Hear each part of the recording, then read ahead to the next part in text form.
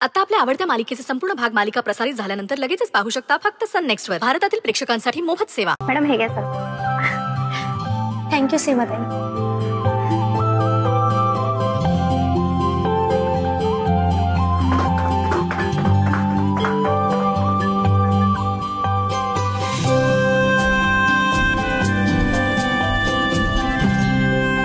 Hello Devansh sir. Hello sir. Hi. Sorry. खरं तर sorry मी म्हणायला हवं, कारण असं न विचारता डायरेक्ट तुमच्या घरी आले ना. तुमचा नंबर नव्हता माझ्याकडे, त्यामुळे तुमचे पैसे परत करायचेत ना.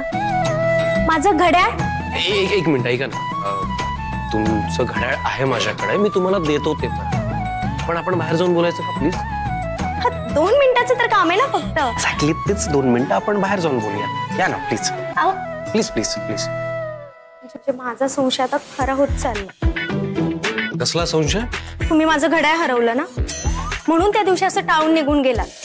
मी तुम्हाला टाळलं? हो. कधी? कधी म्हणजे त्या दिवशी एका दुकानाचं उद्घाटन होतं, खूप गर्दी होती, लोकांनी सगळा रस्ता ब्लॉक केला होता. तुम्ही पण होतात तिथे? हो. काय मग भेटायचं ना येऊन. काय तुम्ही? छान. याला म्हणतात चोराच्या उलट्या बोंबा.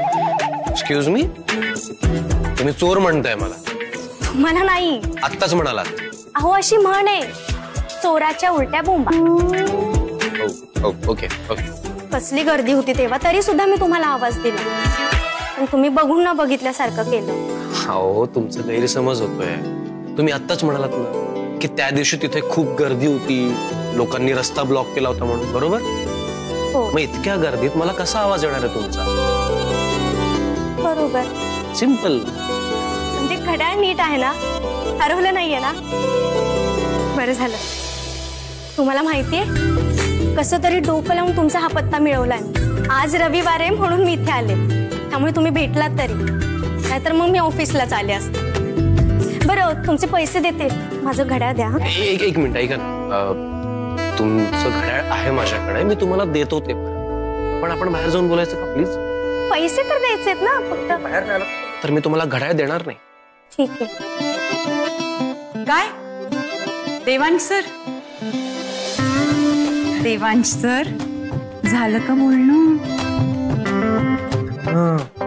हेच तर बोलायला बाहेर चाललोय. येऊ? चला. बाहेर कशाला? इथेच बोला ना. मी तेच म्हणत होते, 2 मिनिटाच्या कामात. मी थांबत नाहीये. जानू. जानू? जानू प्रेमाने बोलतो. एक मिनिट. जानू, जानू तूच म्हणालीस का आईला जर हिच्याबद्दल कळलं तर उगाच प्रॉब्लेम होईल म्हणून तिला बाहेर घेऊन जातोय मी.